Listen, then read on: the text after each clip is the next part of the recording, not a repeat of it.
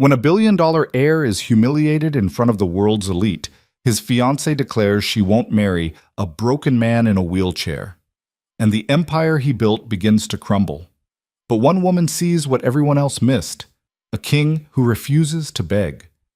What starts as a contract marriage to save his reputation becomes a dangerous game of loyalty, betrayal, and power. Because sometimes the person you underestimate is exactly the one who'll burn your world down to save you. Stay until the end to see how this unfolds, and drop a like and comment with your city so I can see how far this story travels. The Whitmore Grand Ballroom had never looked more beautiful, and Ethan Calloway had never felt more exposed. Crystal chandeliers threw fractured light across marble floors, and the city's most powerful families stood in clusters, champagne flutes catching the glow like tiny weapons. Outside the floor-to-ceiling windows, the skyline glittered, a monument to ambition, to money that moved mountains and crushed anything softer than steel. Inside, the air hummed with expensive perfume, quiet laughter, and the kind of conversation that decided which companies lived and which ones died before sunrise. Ethan sat in his wheelchair near the center of the room, his jaw tight, his hands resting too carefully on the armrests. He'd positioned himself deliberately, not tucked into a corner like something to be pitied, not hidden behind his family's security detail. He was here, visible, because if he gave them even 1 inch of weakness, they'd take the whole damn empire. 6 months. That's how long it had been since the accident that shattered his spine and killed the man driving beside him, his closest friend, his head of security, the only person who'd seen the brake lines cut before it was too late. 6 months since Ethan Calloway went from untouchable to vulnerable, from the heir everyone feared to the man everyone watched, waiting for him to fall the rest of the way. Tonight was supposed to fix that. Tonight, Vanessa Hart, his fiancée of 3 years, daughter of the Hart Media dynasty, the woman whose family controlled half the news cycle in North America, was supposed to stand beside him and show the world that the Calloways were still a force to be reckoned with, that Ethan's injury didn't change a goddamn thing, except Vanessa was late, and Ethan could feel the room starting to shift. "Mr. Calloway?" A man approached. Lawrence Gaines, one of the investor vultures who'd been circling since the accident. His smile was all teeth. "Hell of a turnout. Your father must be pleased." Ethan met his eyes without flinching. He usually is when people show up on time.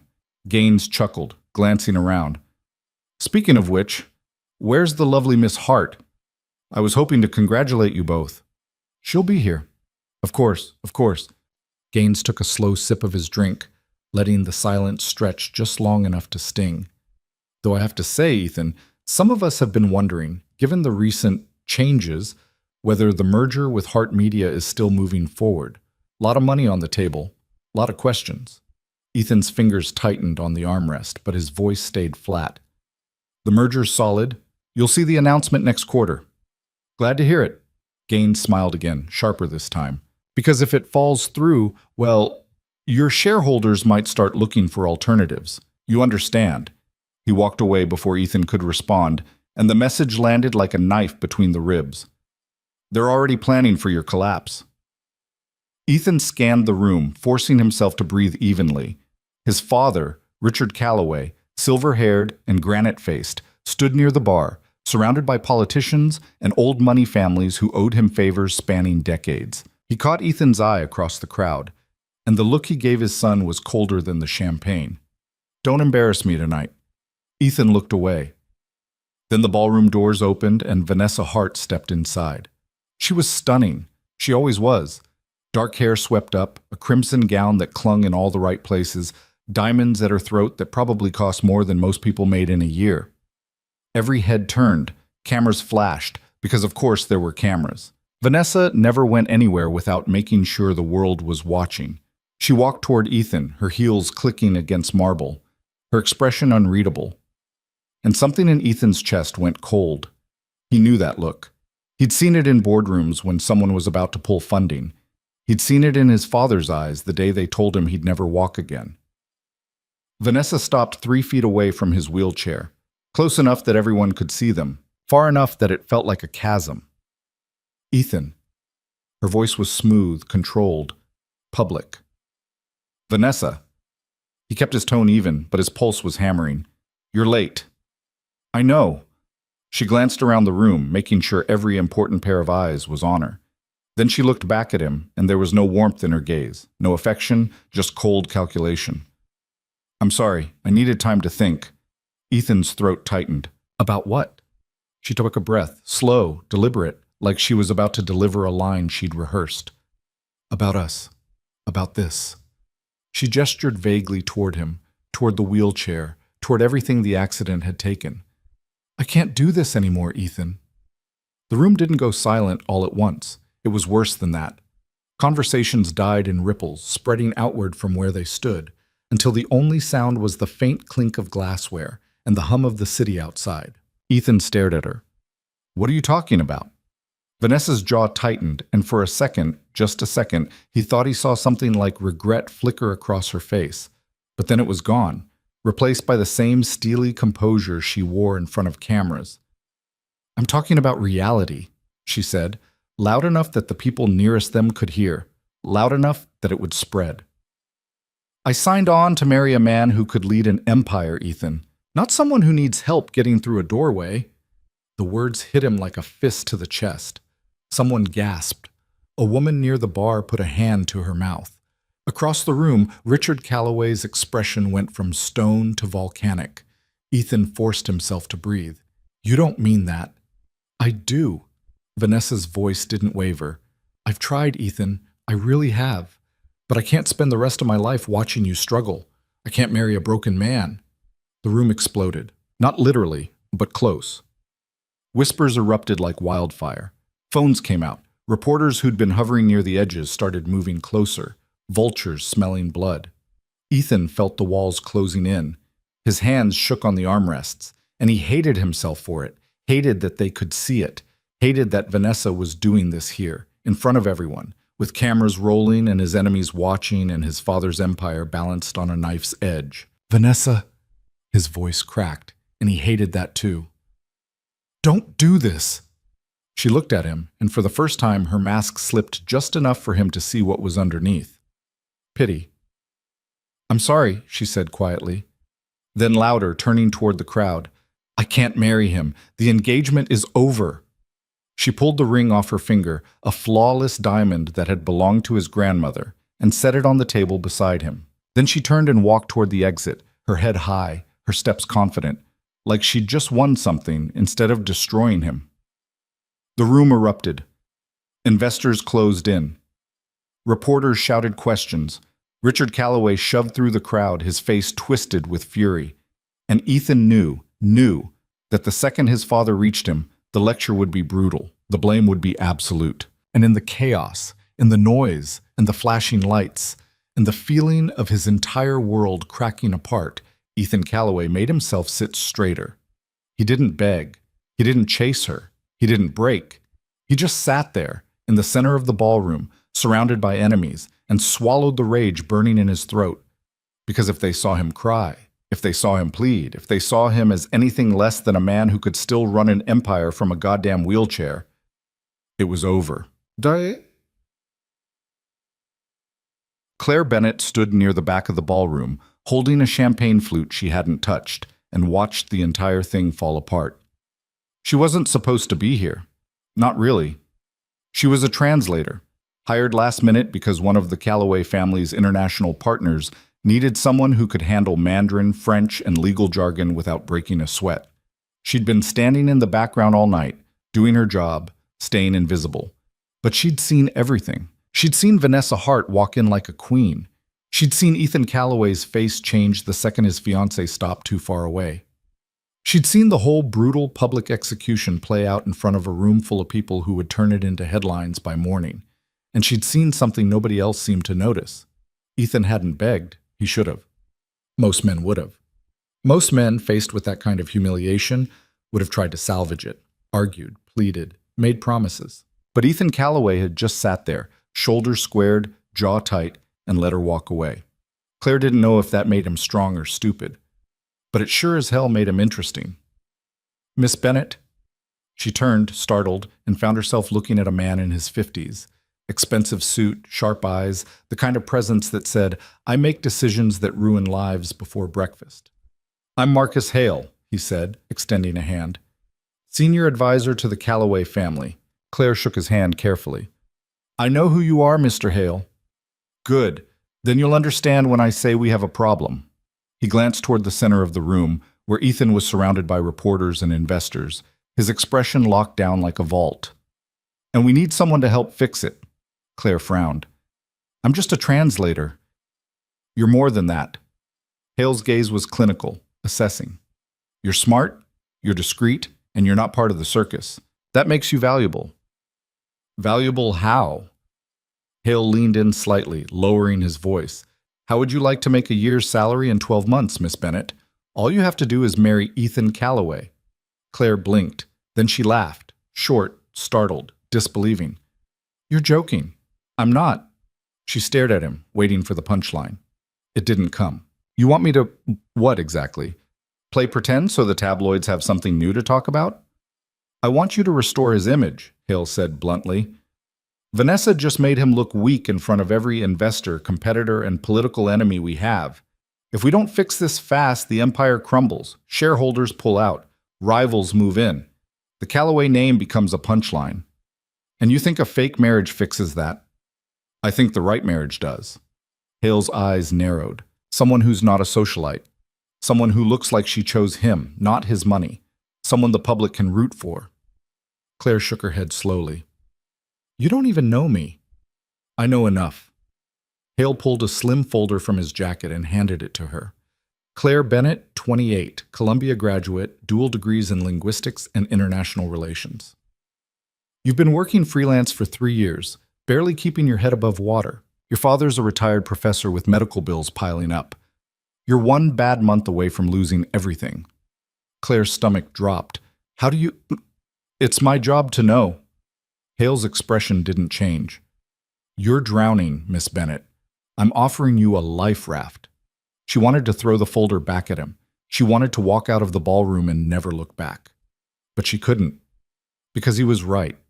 Her father's treatments were bleeding her dry. Her apartment rent was 2 months overdue. She'd been taking every job she could find, working 70-hour weeks, and it still wasn't enough. "What exactly are you offering?" she asked quietly.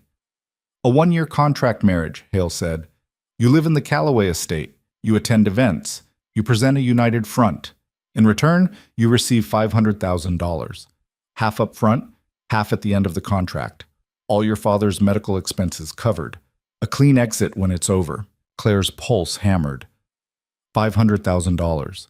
That was everything. That was her father's surgeries. That was breathing room. That was a future that didn't involve drowning. "And if I say no?" Hale shrugged. "Then we find someone else. But you won't get another offer like this, Miss Bennett, and neither will your father." It wasn't quite a threat, but it was close enough. Claire looked across the ballroom toward the man still sitting in the center of the chaos. Ethan Calloway's face was unreadable, but his hands were clenched on the armrests, knuckles white. She thought about her father, in a hospital bed he couldn't afford. She thought about the stack of bills on her kitchen counter. She thought about what it felt like to work yourself to the bone and still come up short. And she thought about the way Ethan Calloway hadn't begged when the woman he loved walked away. "I have conditions," Claire said finally. Hale raised an eyebrow. "Go on." "I won't be treated like decoration. I speak my mind, and I keep my dignity. If I'm going to do this, I do it on my terms." For the first time that night, Hale smiled. "I think you'll fit in just fine, Miss Bennett." But 48 hours later, Claire Bennett stood outside the Calloway estate with a single suitcase and a contract she'd read 17 times. The house, mansion, loomed in front of her, all glass and stone and old money, surrounded by gates that probably cost more than her entire neighborhood. A security guard had already scanned her ID, checked her name off a list, and waved her through without a word. She felt like she was walking into a cage. The front door opened before she could knock, and Marcus Hale stepped out, looking exactly as composed as he had at the gala. "Miss Bennett, right on time." "Punctuality's free," Claire said dryly. Hale's mouth twitched, almost a smile. "Come in. Mr. Calloway is waiting." She followed him inside, her footsteps echoing on polished floors. The interior was exactly what she'd expected. Expensive, cold, designed to impress rather than comfort. Art on the walls that probably belonged in museums. Furniture that looked like no one was allowed to sit on it. Hale led her through a series of hallways, past rooms she didn't have time to look at, until they reached a set of double doors. He knocked once, then pushed them open. The office beyond was massive. Floor-to-ceiling bookshelves, a desk the size of a small car, windows overlooking the city. And sitting behind the desk, his wheelchair pulled up close, was Ethan Calloway. He looked up when they entered, and Claire got her first real look at him outside the chaos of the gala. He was younger than she'd expected, 32, maybe 33. Dark hair, sharp jawline, eyes that looked like they'd stopped trusting people a long time ago. He wore a tailored shirt with the sleeves rolled up, and there was a tension in his shoulders that said he was used to carrying weight no one else could see. He studied her for a long moment, his expression unreadable. Then he spoke. "You're the translator." "I'm the woman you're going to marry," Claire corrected.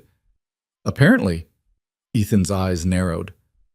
"Hale told you the terms?" "He did." "And you agreed?" "Obviously, or I wouldn't be here." Claire crossed her arms. "But let's get something straight, Mr. Calloway. I'm not doing this because I think you're some tragic hero who needs saving. I'm doing it because I need the money, and you need someone to make you look less pathetic in public. It's a transaction. Let's not pretend it's anything else." Hale made a choking sound. Ethan just stared at her. Then, slowly, something that might have been a smile tugged at the corner of his mouth. "You always this blunt? You always this surprised when people tell you the truth?" The almost smile vanished. "Hale, give us the room." Hale hesitated. "Sir? Now." Hale left, closing the doors behind him. Claire stayed where she was, meeting Ethan's gaze without flinching. "You don't like me," Ethan said finally. "I don't know you. But you're here anyway. Because I need the money. I told you that." Ethan leaned back in his wheelchair, still watching her like he was trying to figure out if she was real or some kind of elaborate joke. Most people would at least pretend to be sympathetic. Most people didn't just watch your fiancé humiliate you in front of half the city, Claire shot back. "I'm not going to insult your intelligence by pretending I don't know exactly what this is." "And what is it?" "Damage control." She gestured toward the windows, toward the skyline beyond. "You got publicly dumped by a woman who made you look weak. Now you need someone to stand next to you and prove you're still worth betting on. I'm the prop. You're the performance. We both get what we need, and in a year, we walk away." Ethan's jaw tightened. "You make it sound simple, isn't it?" "No." He rolled his wheelchair out from behind the desk, stopping a few feet away from her. "It's not. Because the second you walk into this house, you become a target. My enemies will come after you. The press will tear you apart. And if you crack under the pressure, if you say the wrong thing or show the wrong emotion at the wrong time, this whole thing collapses. So before we sign anything, I need to know, can you handle it?" Claire held his gaze. "Can you?" Ethan's eyes flashed, and for a second she thought she'd pushed too far. Then he laughed, sharp, bitter, unexpected. "You've got nerve, I'll give you that." "I've got bills to pay," Claire said flatly. "Nerve's just a side effect." Ethan studied her for another long moment. Then he reached for a folder on his desk and slid it toward her. "Read it, sign it, and understand that once you do, there's no going back." Claire picked up the folder, flipped it open, and scanned the contract one more time. Everything was there. The money, the timeline, the expectations. 1 year. Public appearances. Maintain the illusion. She pulled out a pen. "One condition," she said. Ethan raised an eyebrow. "You already gave Hale your conditions. This one's for you." Claire met his eyes. "I won't lie to the press, and I won't lie to you. If you ask me a question, you get an honest answer, even if you don't like it." Ethan's expression shifted. Surprise, maybe? Or something close to respect. "Deal," he said quietly. Claire signed her name at the bottom of the contract, and just like that, she became Mrs. Ethan Calloway. The wedding was small, private, brutal in its efficiency. No guests, no flowers, Just a judge, two witnesses, and a photographer to document the moment for the press release that would go out the next morning. Claire wore a simple dress she'd bought off the rack. Ethan wore a suit that probably cost more than her car. They stood in front of the judge. Well, Claire stood. Ethan stayed in his wheelchair and repeated words that meant nothing. When the judge said, "You may kiss the bride," Ethan looked at Claire with an expression that said, "We don't have to do this." But Claire leaned down and pressed her lips to his, brief, clinical, just enough for the photographer to capture. When she pulled back, Ethan's eyes were unreadable. "Welcome to the family," he said quietly. Claire didn't answer. The first night in the Calloway estate, Claire couldn't sleep. Her room, her suite, was 3 times the size of her old apartment, with a bed that felt like sleeping on a cloud and windows that overlooked the city like she owned it. Everything was perfect. Everything was cold. She sat by the window, staring out at the lights, and wondered what the hell she'd just done. Downstairs she could hear voices, low, tense, angry. Ethan and his father, probably. She'd met Richard Calloway exactly once, at the signing, and the man had looked at her like she was a stain on his carpet. "You're a Band-Aid," his expression had said, "and you won't last." Claire pressed her forehead against the glass and closed her eyes. She thought about her father, safe in a hospital bed she could finally afford. She thought about the money in her account, the weight lifting off her chest for the first time in years, and she thought about the man downstairs, the one who'd swallowed his pride and married a stranger to save an empire that was eating him alive. 1 year, she told herself. You can survive anything for 1 year. But as she sat there, listening to the distant sound of Ethan's voice cutting through the silence, she couldn't shake the feeling that she'd just stepped into something far more dangerous than a contract marriage.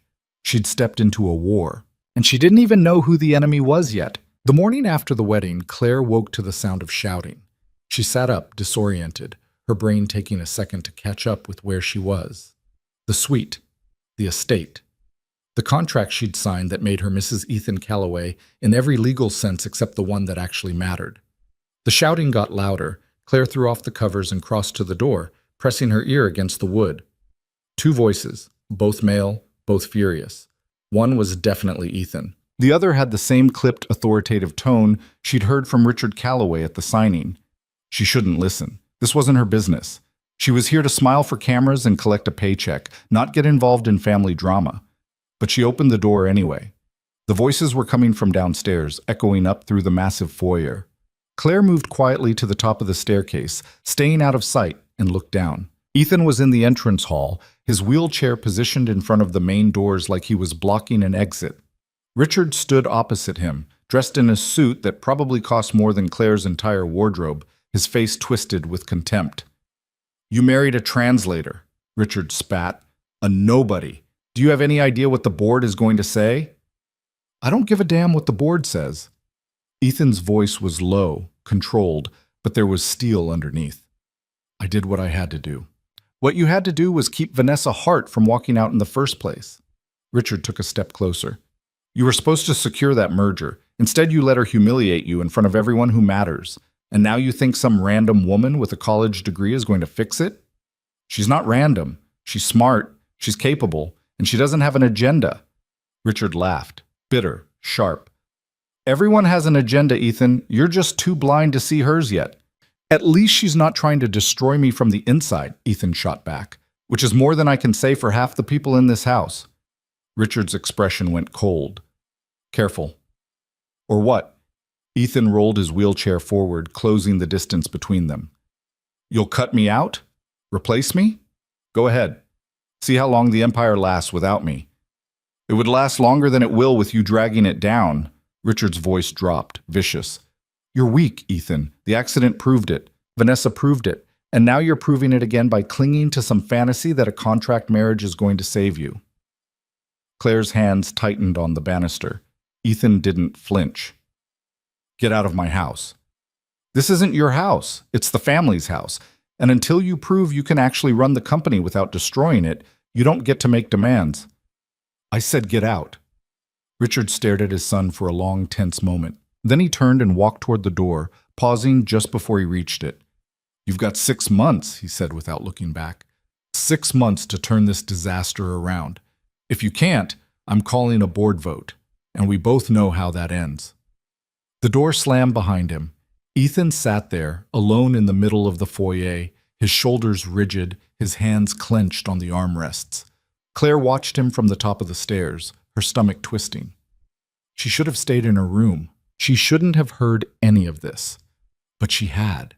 And now she understood exactly what kind of pressure Ethan Calloway was under.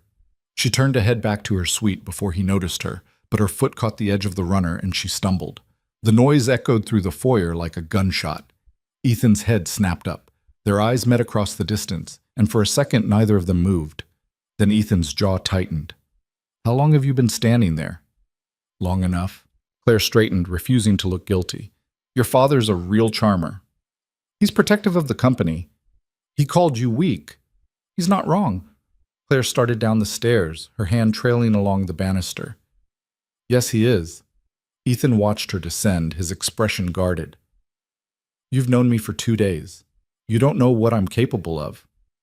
I know you didn't beg Vanessa to stay." Claire reached the bottom of the staircase and stopped a few feet away from him. "I know you signed a contract with a stranger instead of rolling over and letting your empire collapse. And I know you just told your father to get out of your house, which takes more spine than most people have." Ethan's eyes narrowed. "That doesn't mean I'm not weak. It means you're still fighting," Claire said bluntly. "Weak people give up. You're still here." He stared at her like he was trying to decide if she was mocking him or if she actually meant it. Claire didn't wait for him to figure it out. "I'm going to make coffee. You want some?" Ethan blinked, thrown. "What?" "Coffee. It's a beverage. People drink it in the morning." She turned toward what she assumed was the kitchen. "I'm guessing you could use some." "The staff handles that." "Great. Where are they?" "It's 6 in the morning. They don't start until 7. Claire looked back at him, eyebrows raised. "So that's a yes?" For the first time since she'd met him, Ethan Calloway looked genuinely confused. "You don't have to." "I know I don't have to. I'm offering." She started walking again. "You coming? Or are you going to sit there and brood?" She heard the soft whir of his wheelchair behind her, and she hid a smile. The kitchen was absurdly large. Marble countertops, industrial-grade appliances, enough space to cook for a small army. Claire found the coffee maker after opening 3 wrong cabinets, and by the time she'd figured out how to work the stupidly complicated machine, Ethan had rolled up beside the counter. "You don't know how to use it," he said, watching her fumble with the buttons. "I'm figuring it out. There's a manual." "I don't need a manual. I need this thing to stop acting like it requires a degree in engineering." She jabbed at another button, and the machine beeped indignantly. "Who designs a coffee maker with 12 settings?" "It's coffee. You brew it, that's it." Ethan reached over and pressed a single button. The machine hummed to life. Claire glared at it. "That's what I did. You pressed the espresso setting. It's all the same." "It's really not." "Well, now I know." She leaned against the counter, crossing her arms. "You always this helpful, or am I special?" "You're persistent. There's a difference." The coffee finished brewing, and Claire poured 2 cups, sliding one across the counter to Ethan. He took it without comment, and they stood there in the massive, silent kitchen, drinking coffee while the city woke up outside the windows. "Your father thinks I'm going to screw this up," Claire said finally. "He thinks everyone's going to screw it up. It's not personal." Felt pretty personal. Ethan took a sip of his coffee, his gaze distant. He's been running this company for 40 years. He built it into what it is. And now he's watching his son, who was supposed to take over seamlessly, struggle to hold it together. So yeah, he's angry, but it's not about you. It's about you. It's about survival. Ethan set the cup down, his fingers drumming against the counter. The Calloway Group isn't just a business. It's a legacy. Generations of work, of strategy, of power. And if I lose it, I don't just lose a company. I lose everything my family built. Claire studied him. "Is that why you agreed to this? The contract marriage?" "Partly." "What's the other part?" Ethan met her eyes, and for a moment she saw something raw underneath the control. "Because I'm tired of people treating me like I'm already dead." The words hung in the air between them, heavy and honest. Claire didn't know what to say to that, so she just nodded. They finished their coffee in silence. Later that morning, Marcus Hale appeared in the doorway of Claire's suite with a tablet and an expression that said, "We have work to do." "Good, you're up." He stepped inside without waiting for an invitation. "We need to talk strategy." Claire, who'd been halfway through getting dressed, grabbed a robe and tied it around herself. "Ever heard of knocking?" "I did knock. You didn't answer." Hale set the tablet on the desk and started swiping through screens. "We've got 3 events lined up for the next 2 weeks. A charity gala, a business luncheon, and a private dinner with some of the company's major investors. You'll attend all of them with Ethan." "Okay." Hale looked up, surprised. "That's it? No complaints?" "I signed a contract that says I show up and look supportive. That's what I'm doing." Claire sat down on the edge of the bed. "What else do you need?" Hale studied her for a moment, then nodded slowly. "You'll need a wardrobe. The stylist will be here this afternoon. Don't argue with her. She knows what works for cameras." "I'm not arguing with anyone. I'm just doing my job." "Good." Hale swiped to another screen. "You'll also need to get comfortable with the press. They're going to ask questions, lots of them. Where you met, how long you've been together, why you're not Vanessa Hart. I'll handle it." "Miss Bennett, I said I'll handle it." Claire met his eyes.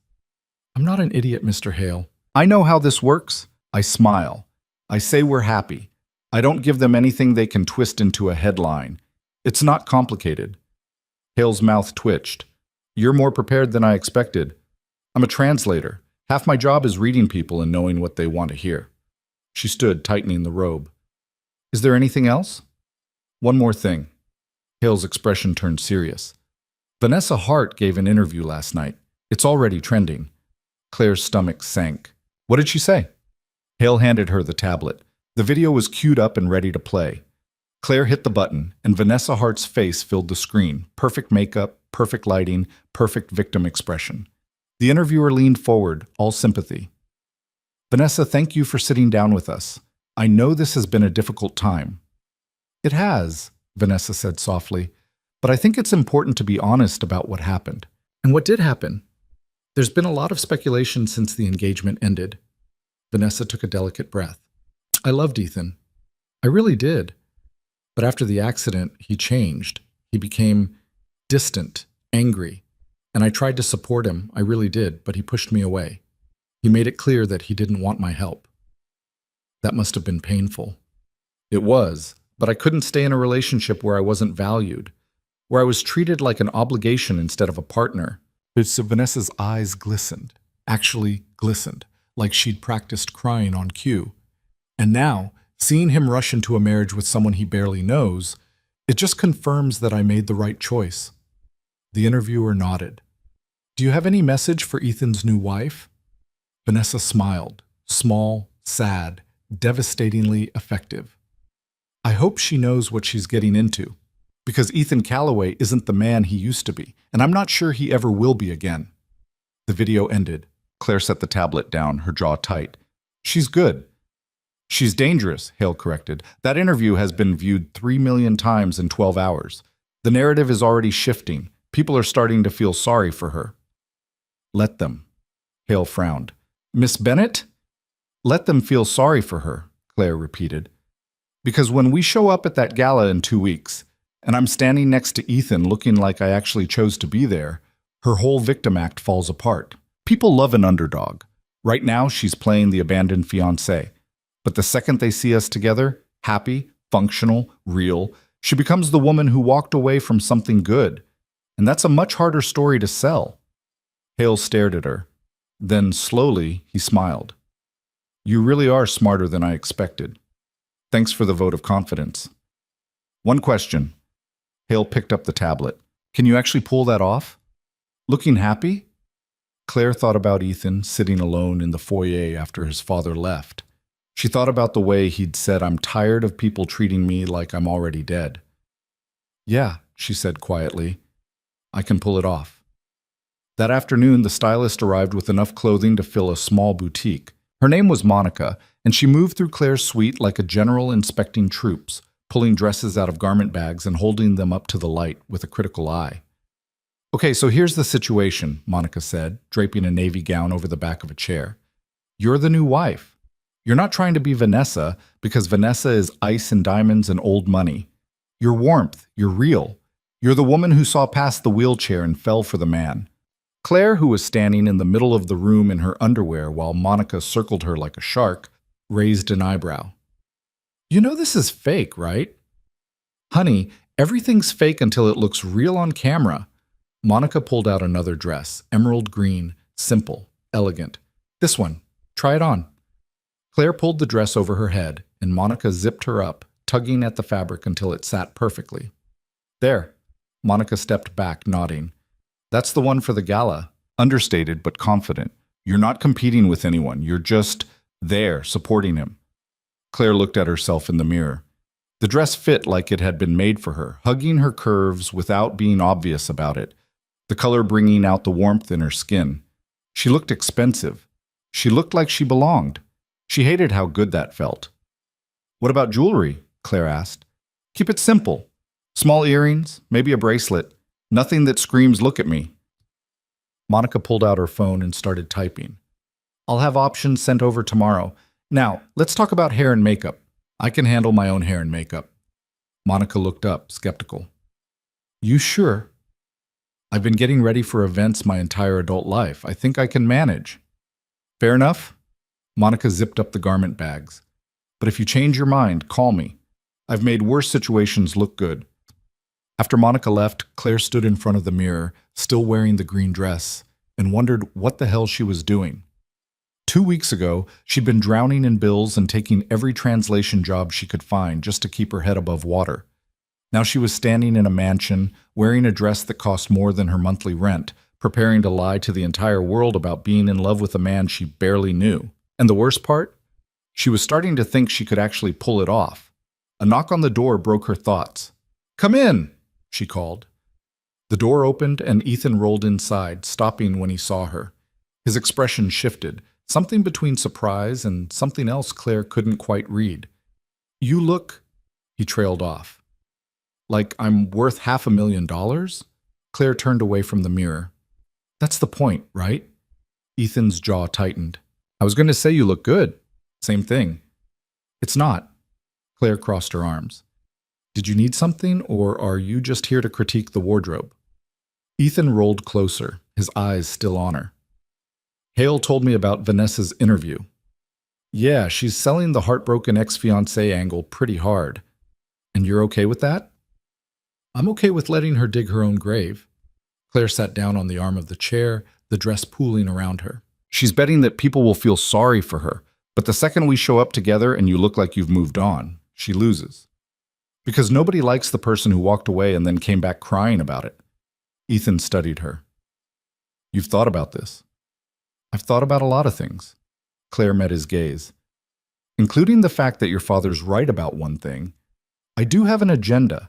I need this to work so I can get paid and take care of my dad. So, yeah, I'm invested in making you look good.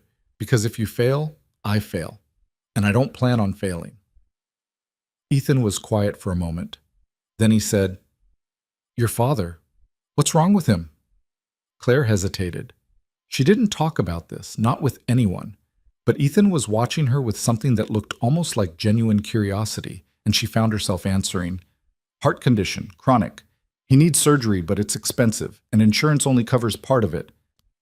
She looked down at her hands. He was a professor, linguistics. He taught me everything I know about languages, about how words can build bridges or burn them down. And now he's in a hospital bed, and I can't fix it. So you took this job. So I took this job, Claire agreed, because $500,000 fixes it, and I'd do a lot worse than fake a marriage to save my father. Ethan nodded slowly. I get that. Do you? Yeah. He looked toward the window, his expression distant. I'd do a lot worse to save what my family built, even if it means marrying someone I don't love. The honesty of it hit Claire harder than she expected. We're both pretty ruthless, huh? She said quietly. Ethan looked back at her and something like a smile crossed his face. Yeah, I guess we are. They sat there in silence for a moment, the weight of the contract between them feeling a little less cold. Then Ethan cleared his throat. There's something else. I'm hosting a dinner here tomorrow night, some of the company's board members. My father will be there. Claire's stomach dropped. Sounds fun. It won't be. Ethan's hands tightened on the armrests. They're going to test you, see if you crack. If you say the wrong thing, or if you look uncomfortable, they'll use it against me. So I need to be perfect. You need to be convincing. Ethan met her eyes. Can you do that? Claire thought about her father, about the hospital bills, about the fact that she'd already signed her name to a contract that said she'd do exactly this. Yeah, she said, I can do that. The next night, Claire stood in front of her closet and tried not to panic. Monica had left her a dozen options, but none of them felt right. Too formal, too casual, too obvious. She finally settled on a simple black dress. Classic, understated, the kind of thing that said, I'm not trying to impress you, but I'm not intimidated either. She pulled her hair back into a low bun, added small gold earrings, and checked herself in the mirror one last time. You can do this. It's just dinner, just a few hours. Downstairs, the dining room had been transformed. The long table was set with crystal and silverware that probably cost more than Claire's car, and staff moved quietly through the space, making final adjustments. Ethan was already there, positioned at the head of the table, dressed in a sharp suit that made him look every inch the heir to an empire. He looked up when Claire entered, and his eyes did that thing again, the quick flicker of surprise before the mask came back down. You ready? He asked. As I'll ever be. The guests started arriving 15 minutes later. Richard Calloway came first, his expression neutral, but his eyes sharp as they landed on Claire. Then came the board members, men and women in their 50s and 60s, dressed in expensive suits and practiced smiles. Claire shook hands, smiled, and made small talk, all while feeling like she was being dissected. So, Mrs. Calloway, one of the board members, a woman named Diane, said as they sat down for dinner, How did you and Ethan meet? Claire had practiced this. She and Ethan had gone over the story twice. At a conference, Claire said smoothly. I was translating for one of the international partners. Ethan was there for a presentation. We started talking during a break, and she glanced at Ethan, letting her expression soften. I don't know. It just felt easy. Ethan's hand moved across the table, covering hers. The touch was warm, deliberate, and completely for show. But it worked. Diane smiled. How lovely. And the wedding was quite sudden, wasn't it? It was, Ethan said before Claire could answer. But when you know, you know. Richard, sitting at the opposite end of the table, made a sound that might have been a scoff. Claire's fingers tightened under Ethan's hand, but she kept her smile in place. Dinner continued, courses that Claire barely tasted, wine that she sipped slowly, and conversation that felt like a minefield. Then halfway through the main course, Richard set down his fork and looked directly at Claire. Tell me, Mrs. Calloway, he said, his tone deceptively casual. What do you know about the Calloway Group's portfolio? Claire felt every pair of eyes turned toward her. This was the test. Richard wasn't asking because he cared about her answer. He was asking because he wanted to prove she didn't belong here. Claire set down her own fork, meeting Richard's gaze without flinching. I know you've got interests in real estate, energy, and tech, she said evenly. I know the merger with Hart Media was supposed to expand your influence in communications, but that fell through when Vanessa walked. And I know that right now you're sitting on 3 major deals that are waiting to close, but investors are nervous because they're not sure if Ethan's capable of running the company. The table went silent. Richard's eyes narrowed. And where did you hear that? I read. Claire picked up her wine glass. I also pay attention. It's not exactly a secret that people are watching to see if Ethan fails. And what do you think? Richard leaned forward. Do you think he's capable? Claire looked at Ethan, who was watching her with an unreadable expression. Then she looked back at Richard. I think anyone who underestimates him is going to regret it, she said quietly. And I think you know that. Otherwise, you wouldn't be so worried. Richard stared at her, his expression frozen somewhere between shock and fury. Then slowly, he leaned back in his chair. Well, he said, his voice tight, at least she's not a pushover. The tension broke. Diane laughed. Another board member raised his glass in a mock toast, and Ethan's hand tightened around Claire's just for a second before he let go. The rest of dinner passed without incident, and by the time the guests left, Claire felt like she'd just survived a battlefield. She found Ethan in his office afterward, staring at his computer screen like it had personally offended him. "You okay?" she asked from the doorway. Ethan looked up. "I should be asking you that." "I'm fine." "You were incredible tonight." He said it like he was stating a fact, not giving a compliment. "The way you handled my father, I've never seen anyone do that." Claire shrugged. "He was testing me. I don't like tests." Clearly. Ethan leaned back in his chair. "Where did you learn to do that? Read a room like that?" "My dad," Claire said. "He used to say that words only matter if you understand the person listening. So I learned to pay attention, to read body language, tone, intent. It's how I became a good translator." Ethan studied her. "You're a lot more than a translator, Claire." She didn't know what to say to that, so she just nodded. "Get some sleep," Ethan said, "but the gala's in 10 days. And if tonight was the warm-up, that's going to be the real fight." Claire turned to leave, then paused. "Ethan?" "Yeah?" "Thanks for backing me up tonight." Ethan's expression softened, just a fraction. "You didn't need me to, but you're welcome." Claire left him there, alone in his office, and headed back to her suite. And as she lay in bed that night, staring at the ceiling, she realized something that scared her more than Richard Calloway's tests or Vanessa Hart's interviews or any of it. She was starting to care, not about the money, not about the contract, about Ethan. And that wasn't part of the plan at all. The days leading up to the gala blurred together in a strange rhythm Claire hadn't expected.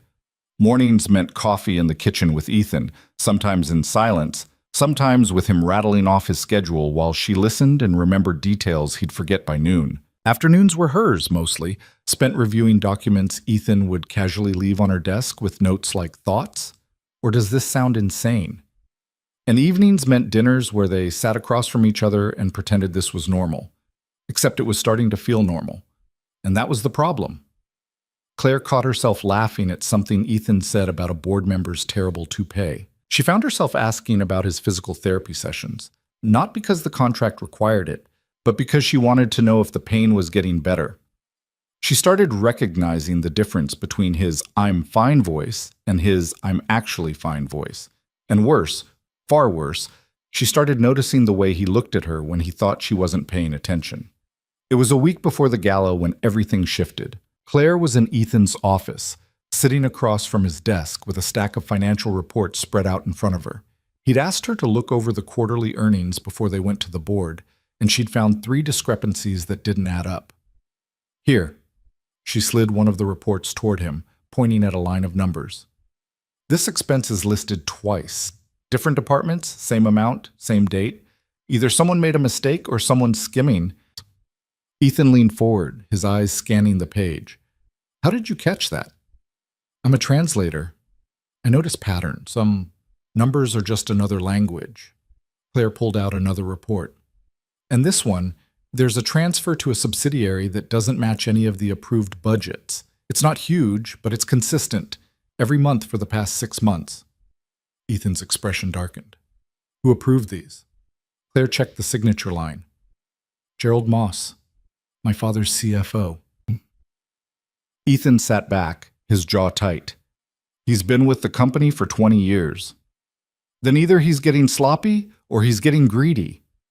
Claire met Ethan's eyes. "You need to audit him, quietly, before he realizes you're looking." Ethan stared at the reports like they'd personally betrayed him. Then he looked up at Claire, and there was something in his expression she hadn't seen before.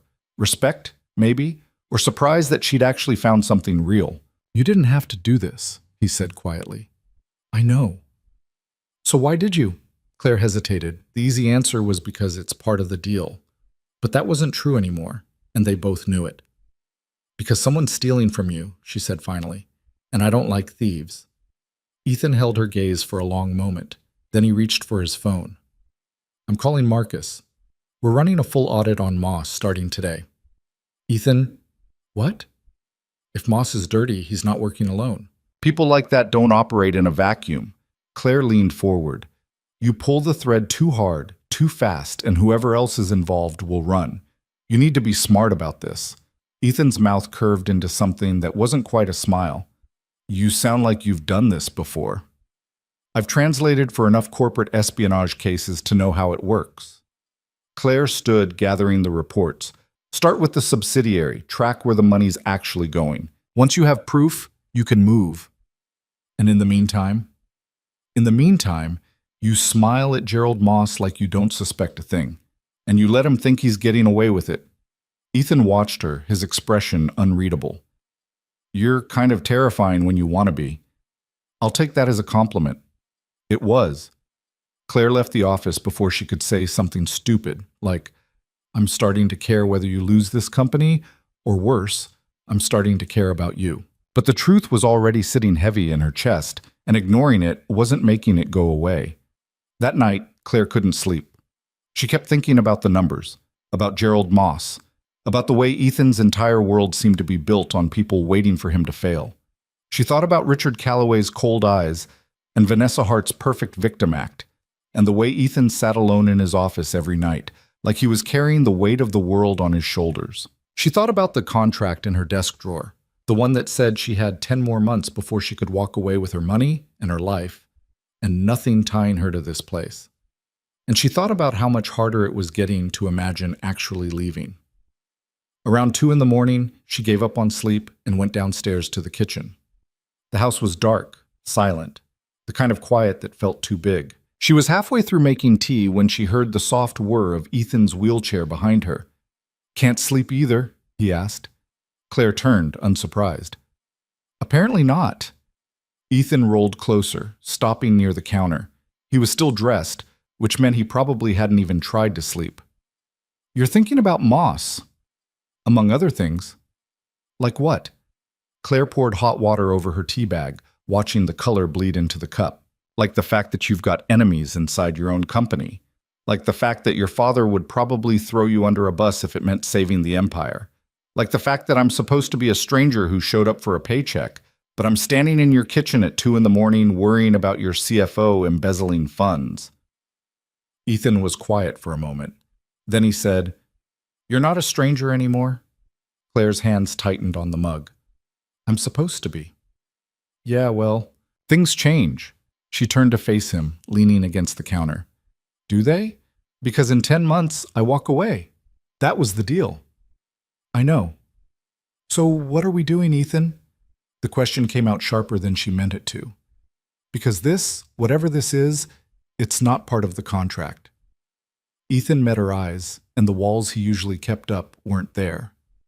I don't know what we're doing, but I know I trust you, and I haven't trusted anyone in a long time. Claire's chest tightened. That's a bad idea. Probably. I'm serious. You don't know me, not really. I could be... You're not, Ethan said flatly. You're not like them. You don't want something from me. You're just here. I want the money. No, you wanted the money. Past tense. Ethan rolled closer, close enough that she could see the exhaustion in his eyes, the weight he carried that nobody else seemed to notice. Now you're here because you want to be. And don't lie and say you're not. Claire opened her mouth to argue, to tell him he was wrong, that this was still just a job, that she hadn't changed the rules, but the words wouldn't come, because he was right. This is a bad idea, she said again, quieter this time. Yeah, Ethan agreed. It probably is. They stood there in the dark kitchen, the space between them feeling smaller than it should, and Claire realized with absolute clarity that she was in trouble. She'd signed up to fake a marriage. She hadn't signed up to actually care. But here she was, caring. The gala was 3 days away when Vanessa Hart showed up at the estate. Claire was in the garden, a massive, perfectly manicured space behind the house that she'd been exploring when she needed to clear her head, when she heard voices coming from the front drive.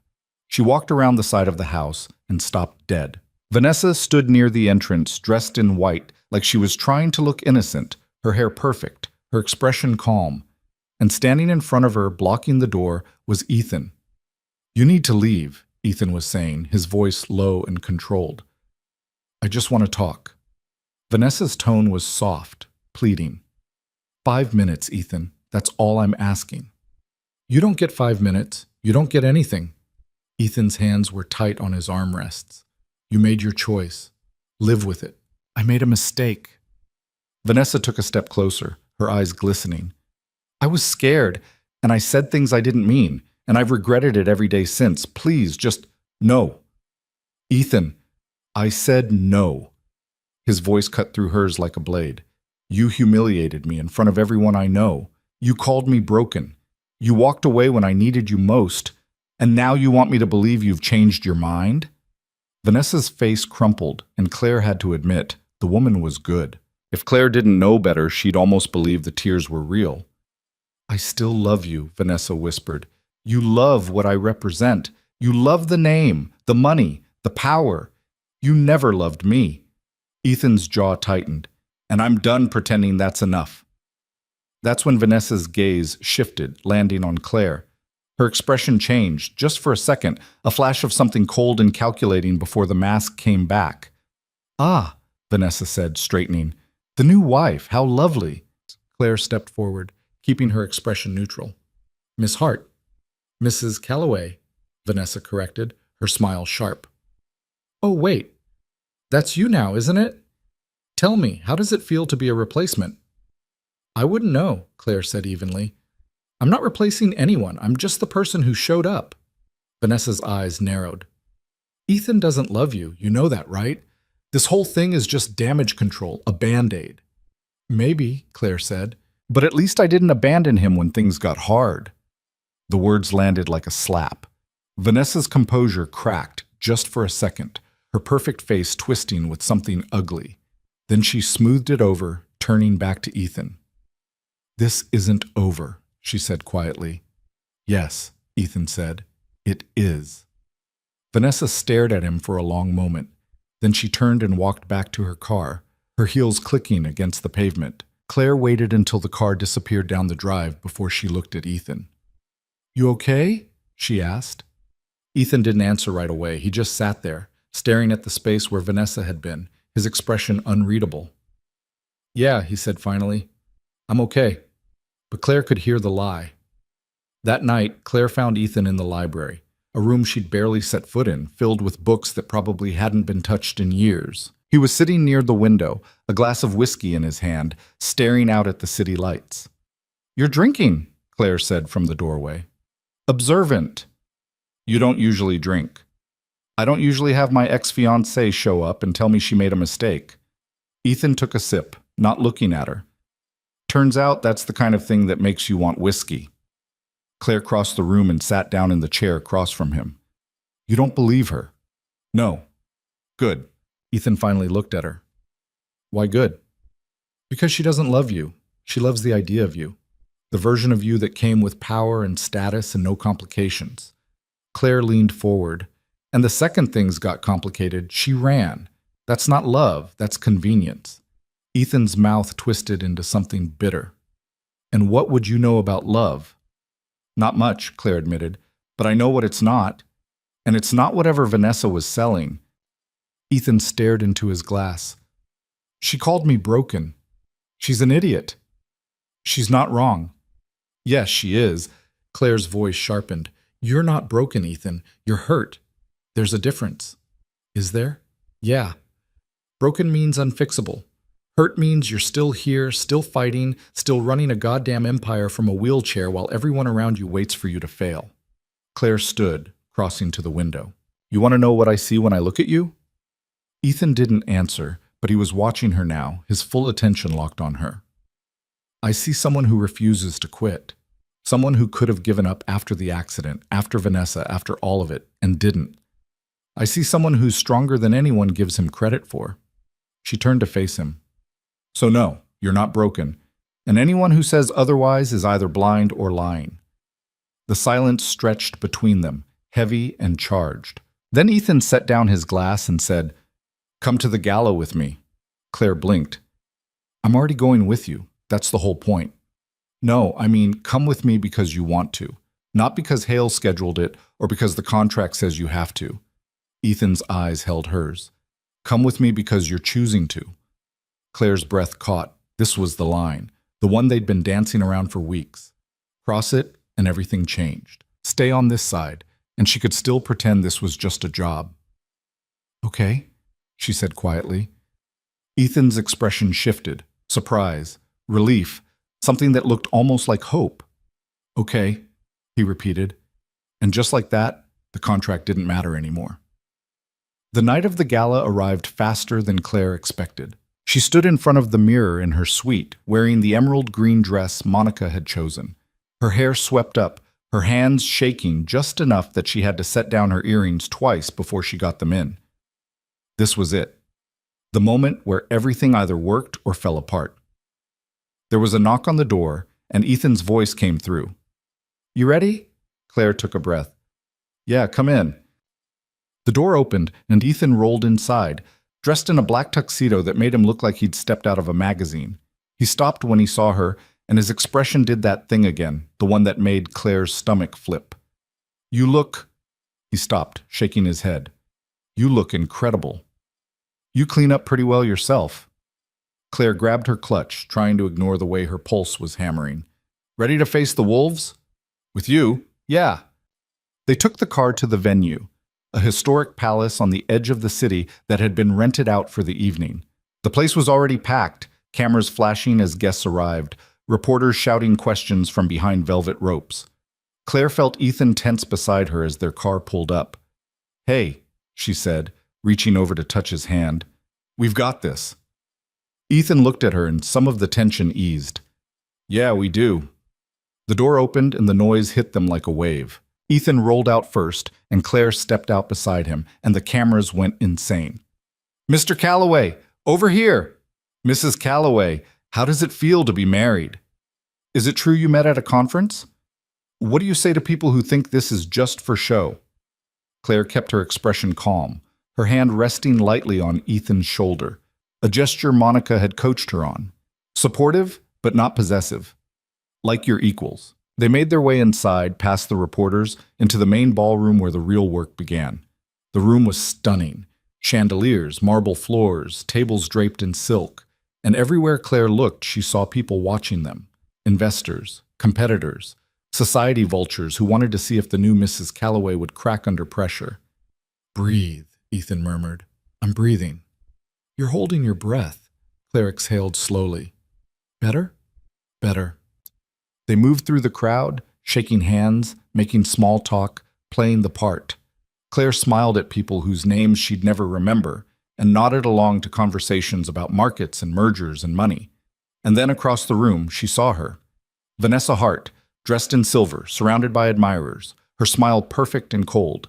Their eyes met, and Vanessa's expression shifted into something almost predatory. She was coming over. "Ethan," Claire said quietly, "I see her."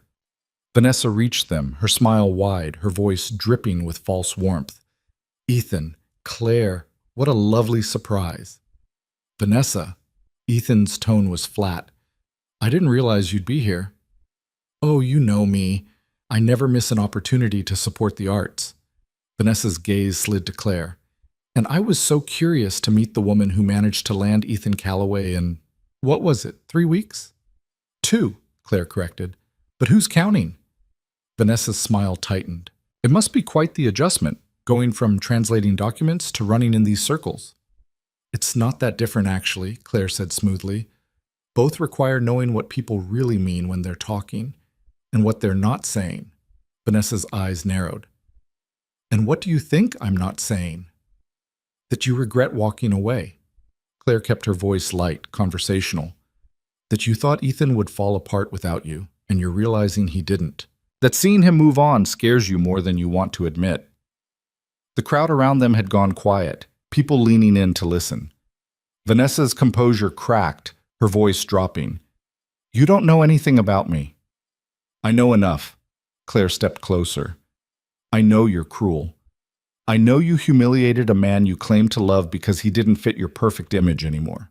And I know that no matter what you do now, you're always going to be the woman who walked away. That's your legacy, Vanessa, not his." Vanessa's face flushed, her hands clenching at her sides. "You think you're so clever." The explosion cut her off. The sound was deafening, a thunderous crack that shook the entire building. The chandeliers swayed, glass shattered. And then the screaming started. Claire's ears rang, her vision blurring as smoke began to fill the ballroom. People were running, shoving, panicking. She looked down at Ethan, who was gripping his armrests, his face pale. "We need to move," he said. No. Claire grabbed the handles of his wheelchair. We need to get you out of here. Claire, shut up and let me help you. Another explosion rocked the building, closer this time. The lights flickered and died, plunging the room into chaos. Claire pushed Ethan's wheelchair forward, weaving through the panicked crowd, her heart hammering. The smoke was getting thicker, burning her lungs, and she could barely see 3 feet in front of her. There! Ethan pointed toward a side exit, barely visible through the haze. Claire pushed harder, her arms screaming, her lungs burning.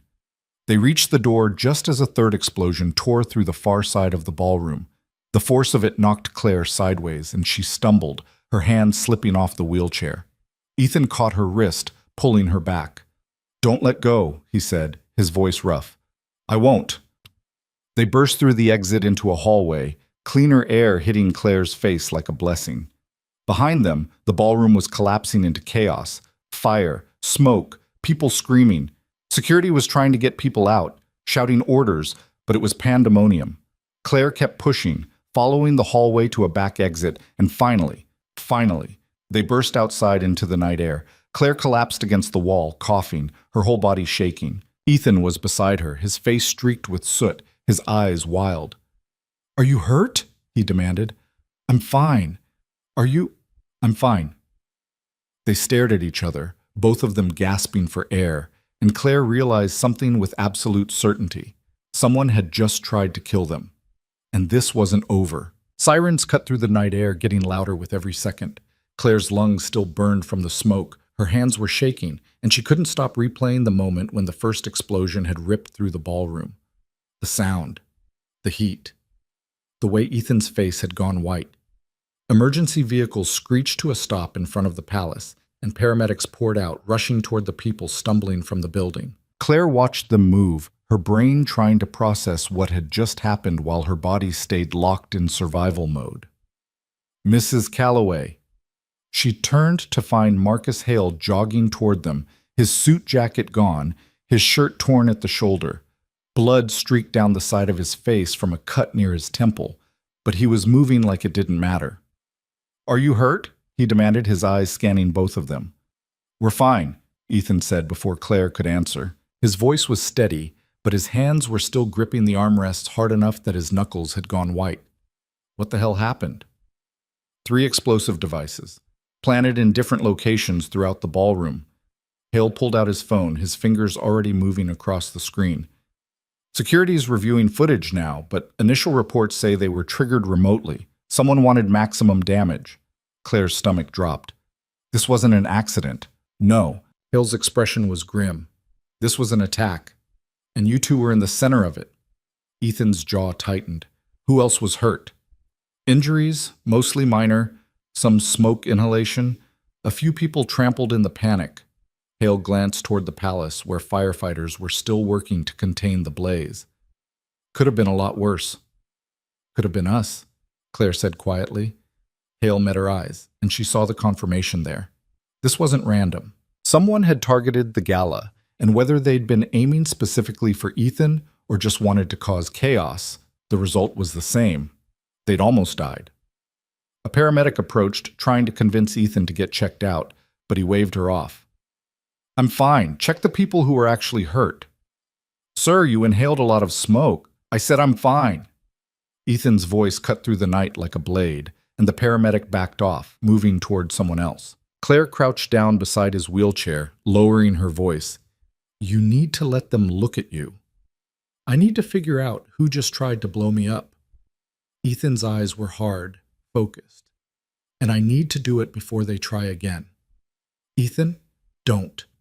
He looked at her, and the fear underneath the anger was raw enough to hurt. Don't tell me to be careful. Don't tell me to wait. Someone just attacked a room full of people to get to me, and I'm not going to sit here and pretend that's not what this was. Claire wanted to argue. She wanted to tell him he was wrong, that maybe this was random, that maybe it had nothing to do with him. But she couldn't, because he was right. Hale's phone buzzed, and he answered it, his expression darkening as he listened. When he hung up, he looked at Ethan with something close to dread. What? Ethan demanded. That was building security. They pulled the footage from the loading dock cameras. Hale hesitated. Gerald Moss was seen entering the building 4 hours before the gala. He wasn't on the guest list. The name hit Claire like a punch to the chest. Gerald Moss, the CFO they'd found skimming funds, the man Ethan had been quietly investigating. Ethan's face went cold. Where is he now? Gone. Left before the first explosion.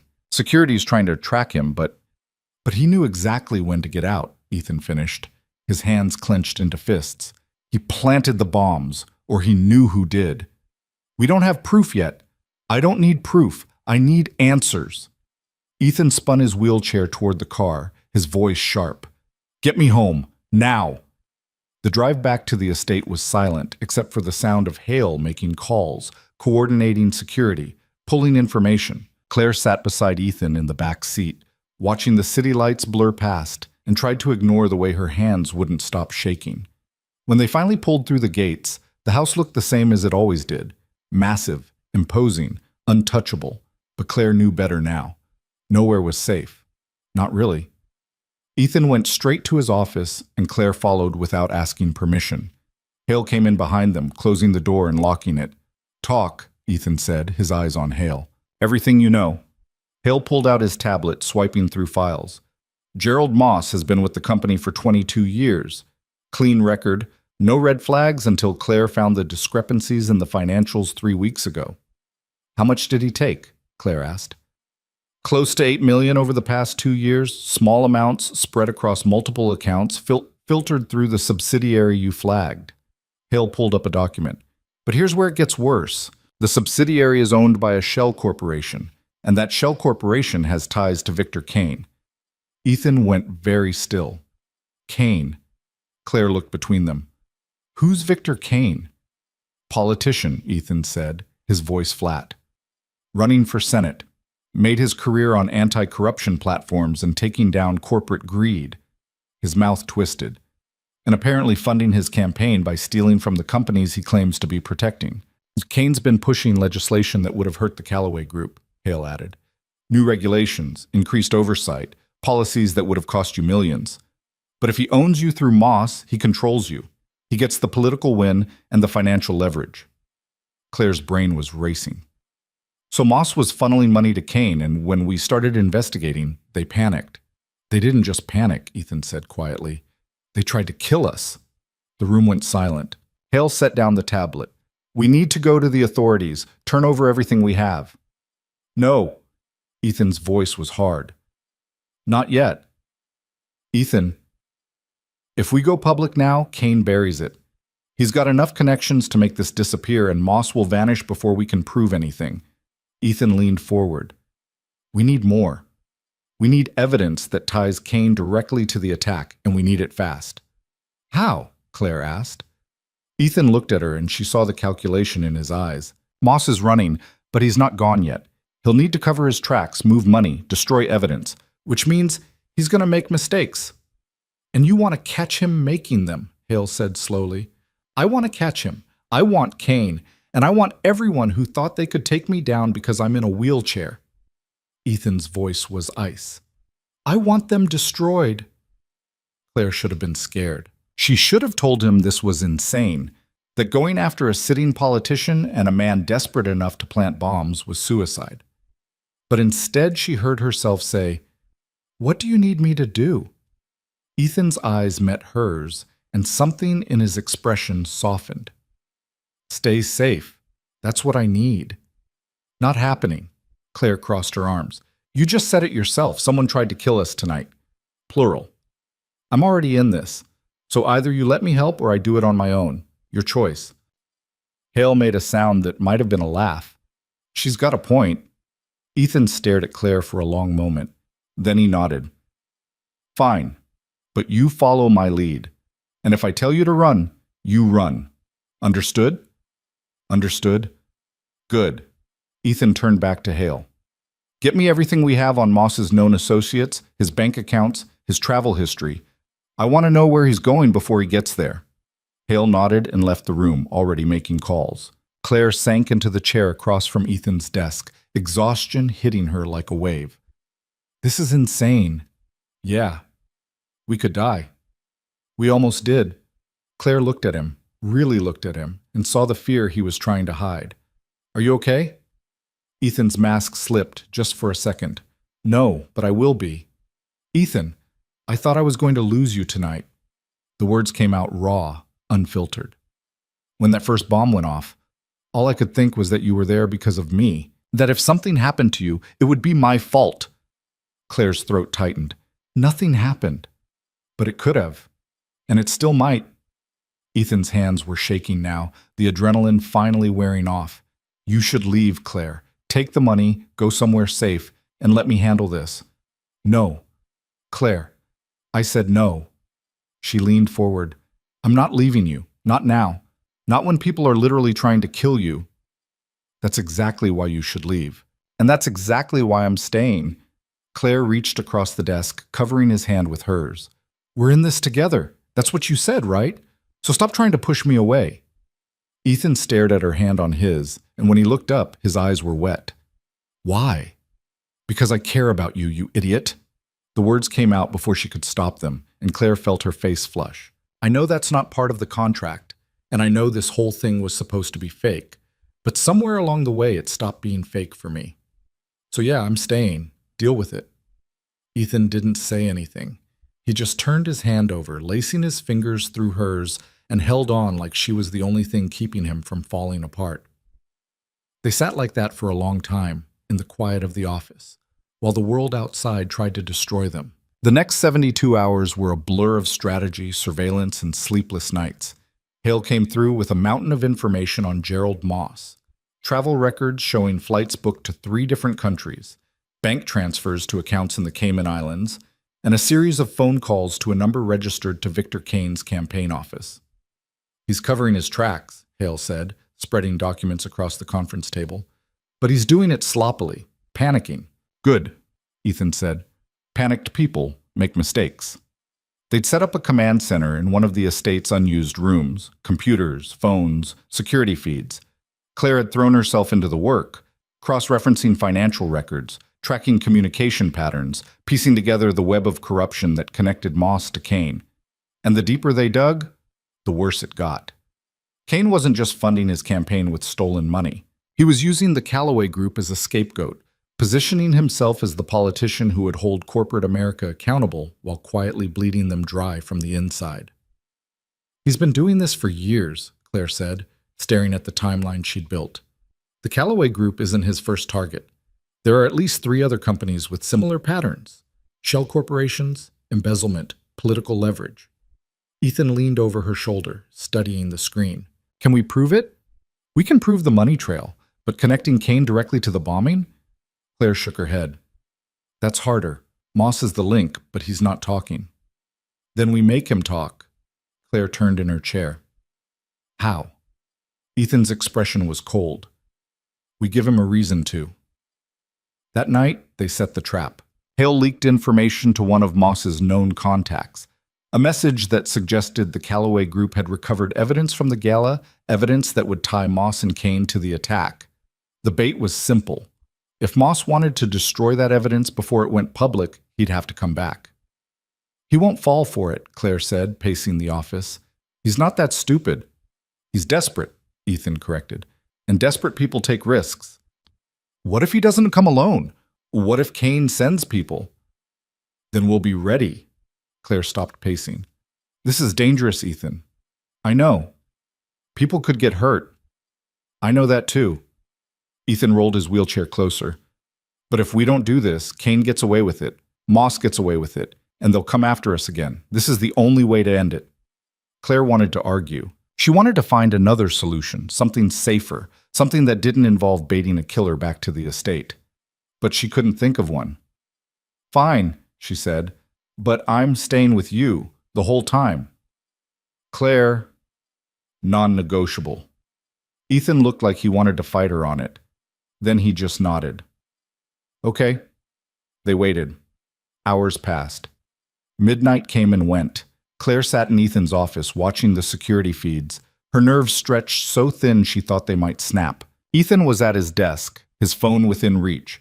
Hale positioned in another room with a direct line to private security they'd brought in, people Ethan trusted, people who weren't on the company payroll. Anything? Ethan asked. Claire shook her head. Nothing yet. Then at 2 in the morning, the sensors on the east perimeter tripped. Claire's heart jumped into her throat. Someone's here. Ethan grabbed his phone. Hale, we've got movement. On the screen, Claire watched a figure slip through the trees near the back gate. Dark clothes, moving carefully, avoiding the main cameras. That's him, Ethan said. Claire's hands were shaking. What do we do? We let him think he's winning, then we take him. Moss made it to the house, using a keycard that should have been deactivated weeks ago, another sign that he'd had inside help. He moved through the lower floors, heading toward Ethan's office, and Claire's pulse hammered with every step he took. He's almost here, she whispered. Ethan positioned his wheelchair behind the desk, his expression calm. Stay behind me, no matter what happens. Ethan, promise me. Claire swallowed hard. I promise. The door to the office opened, and Gerald Moss stepped inside. He was in his 50s, graying hair, expensive suit now rumpled and dirty. He looked exhausted, desperate, and when he saw Ethan sitting behind the desk, his face went pale. Hello, Gerald, Ethan said calmly. Moss's hand went to his jacket pocket, and Claire's breath caught. Don't, Ethan said. Whatever you're reaching for, it's not going to help. Moss pulled his hand back, empty. You set me up. You tried to kill me. I'd say we're even. Ethan leaned back in his wheelchair. Where's Kane? I don't know what you're talking about. Wrong answer. Ethan's voice hardened. You've been funneling money to Victor Kane for 2 years. You helped him plant those bombs at the gala, and now you're here because you're scared the evidence we recovered is going to send you both to prison. Moss's face twisted. You don't have evidence. We have everything. Ethan gestured to the files stacked on his desk. Bank records, shell corporations, communication logs. We have you, Gerald. The only question is whether you want to go down alone or if you want to take Kane with you. Moss's hands were shaking. He'll kill me.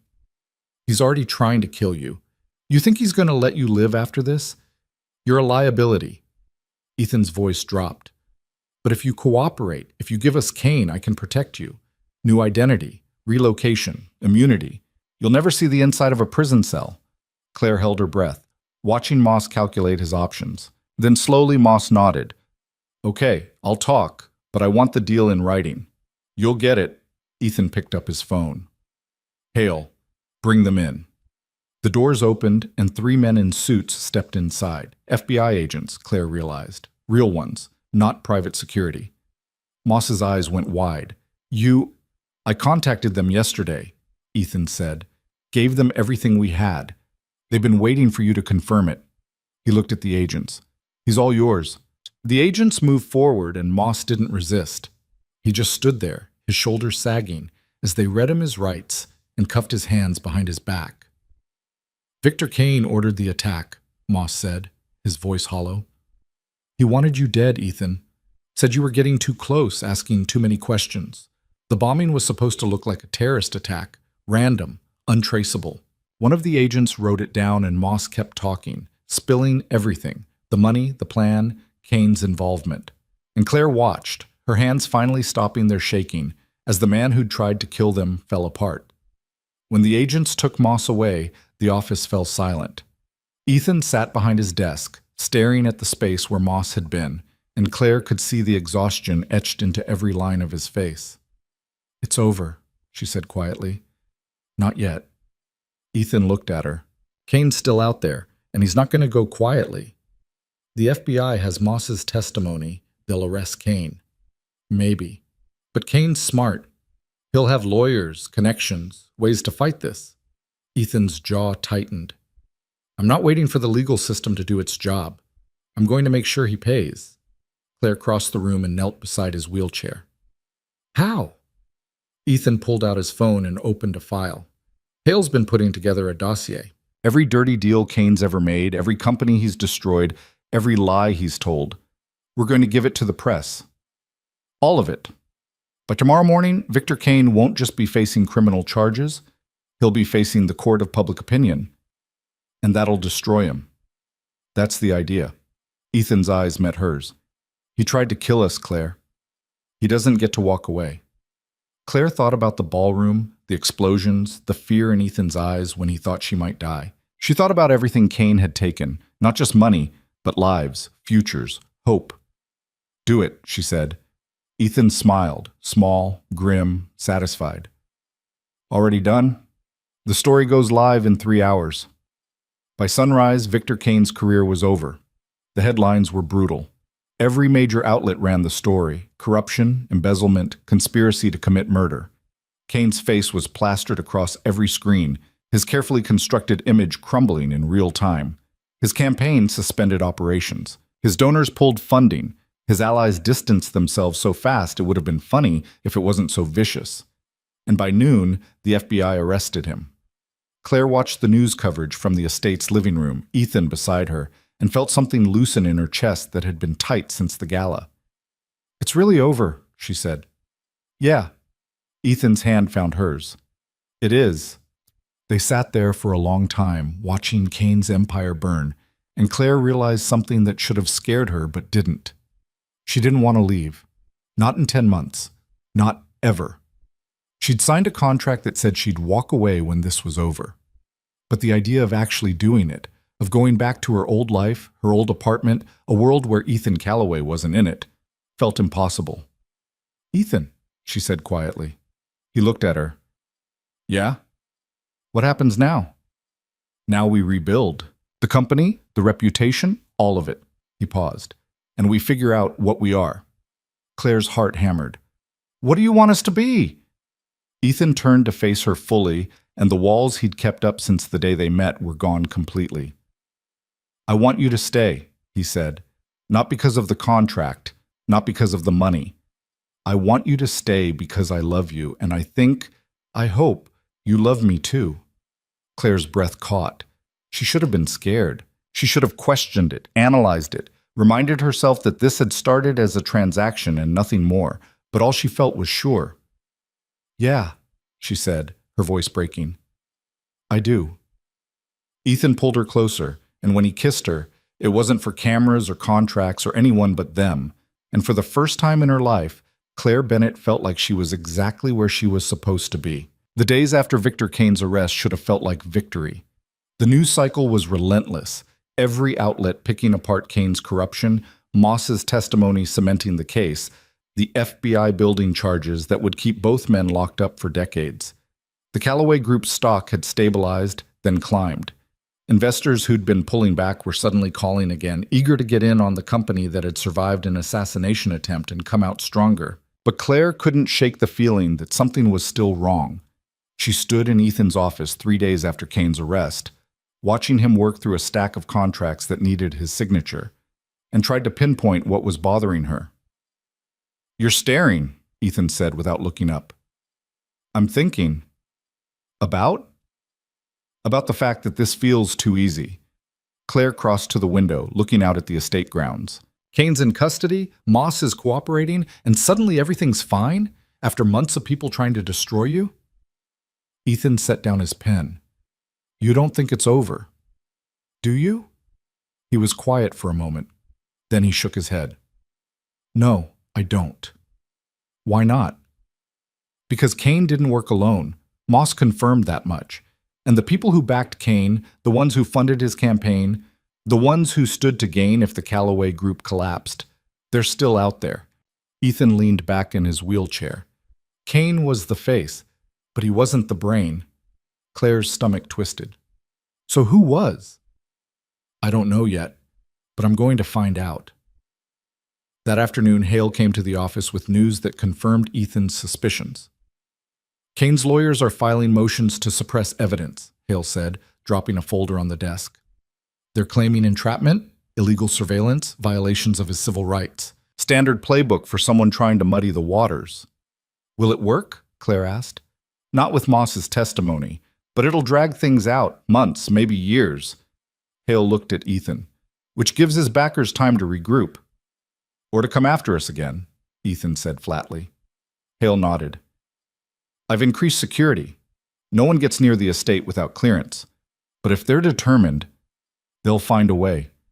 Ethan's jaw tightened. "We need to go on offense.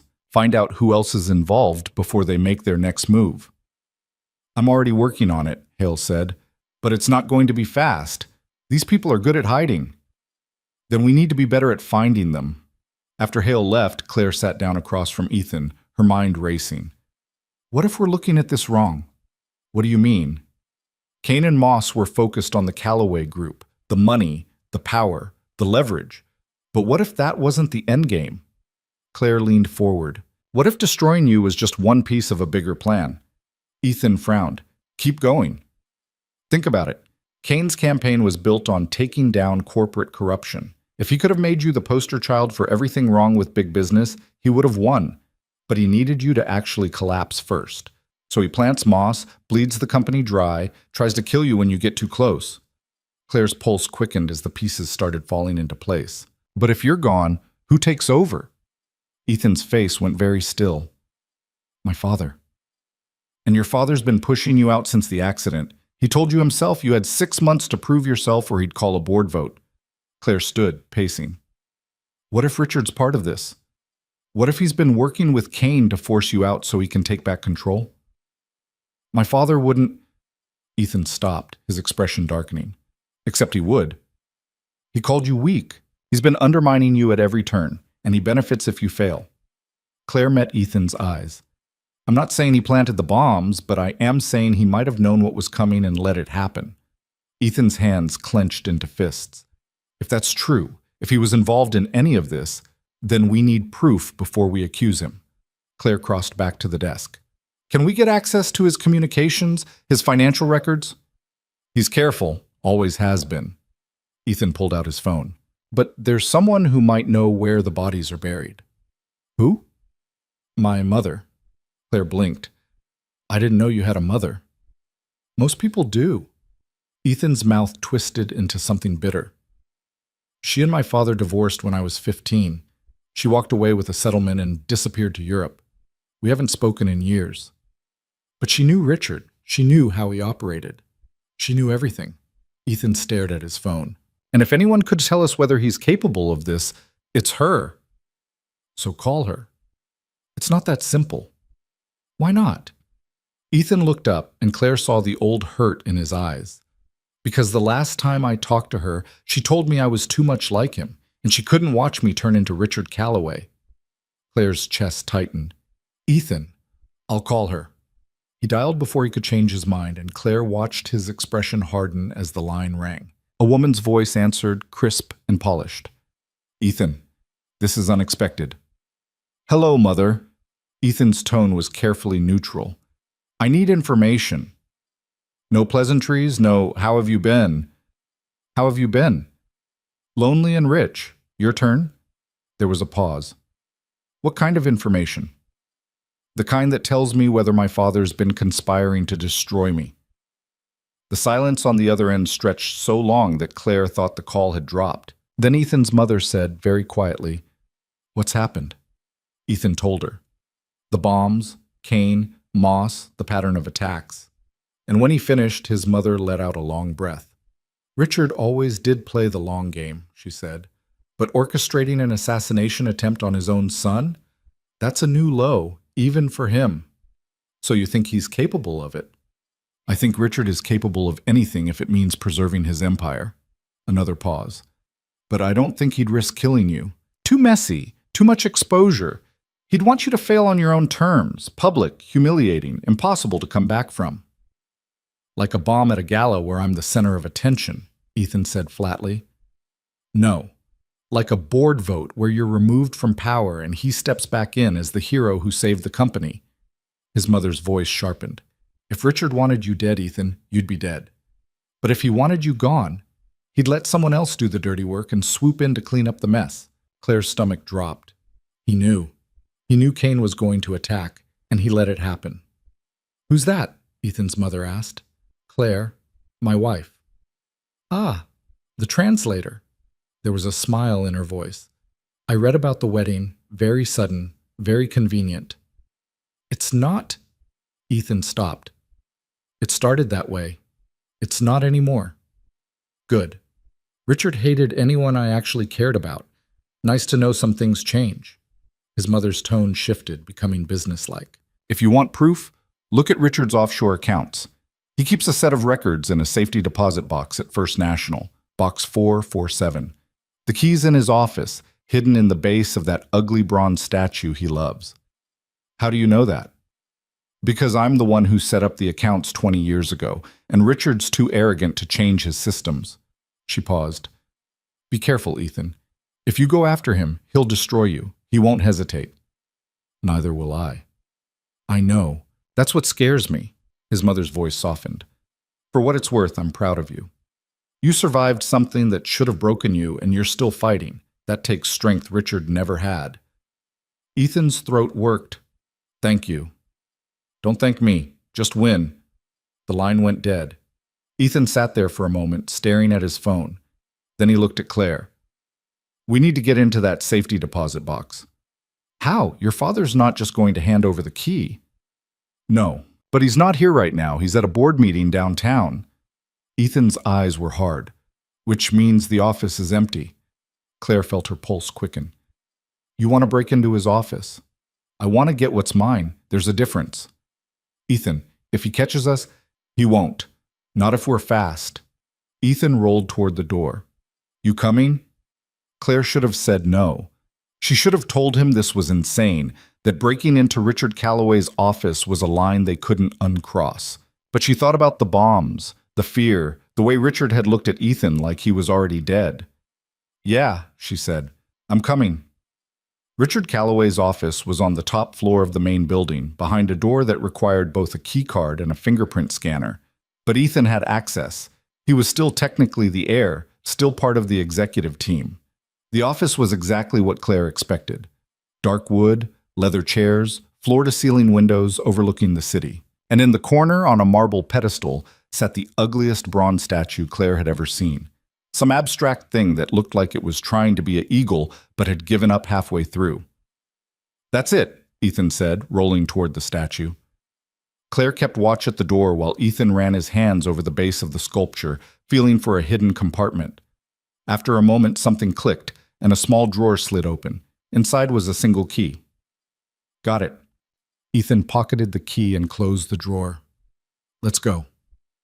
They made it out of the building without being stopped, and by the time they reached the bank, Claire's nerves were so frayed she thought she might break.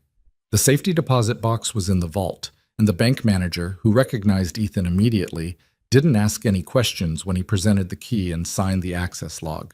Inside the box were 3 file folders and a USB drive. Ethan opened the first folder and Claire watched his face go pale. What is it? She asked. Contracts. Between Richard and Kane's campaign, financial support in exchange for regulatory favors. Ethan flipped through the pages, his hands shaking. He's been working with Kane for 5 years, funding him, guiding him, positioning him to take down competitors. Including me.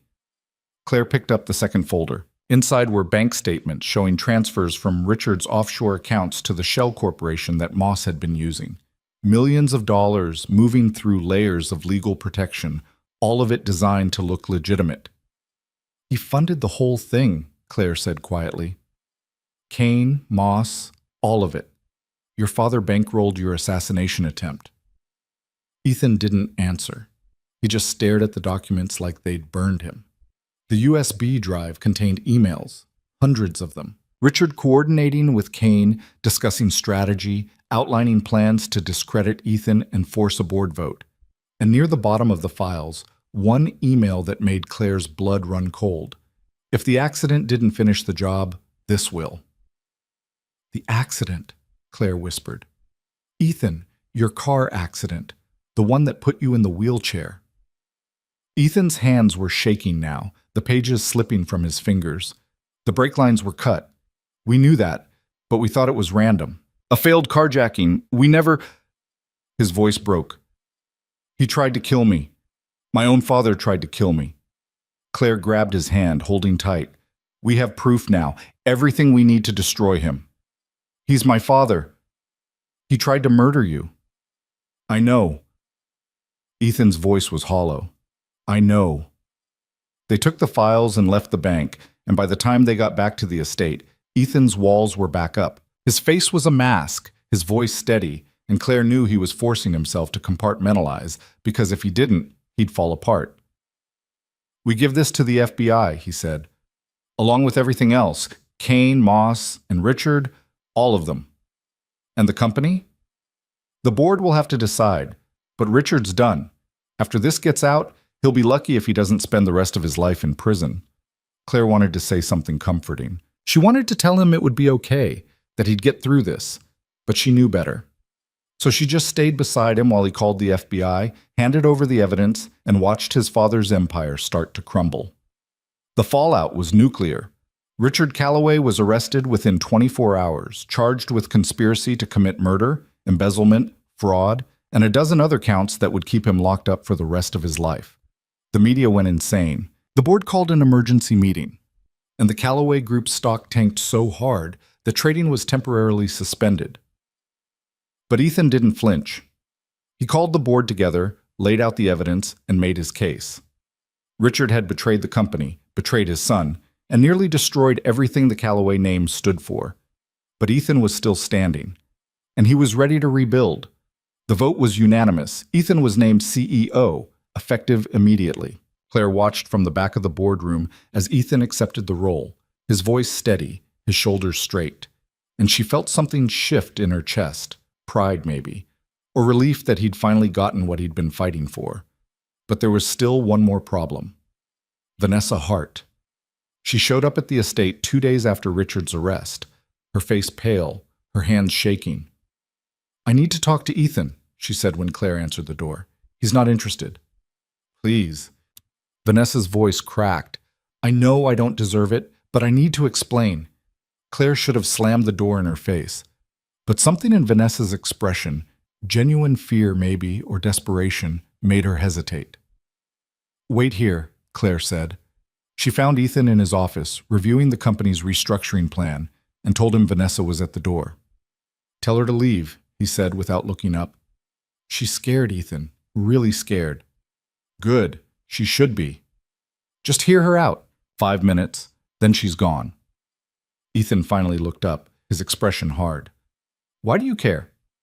"Because I want to know what she knows. And I think she's finally ready to talk." Ethan stared at her for a long moment, then he nodded. "Fine. 5 minutes."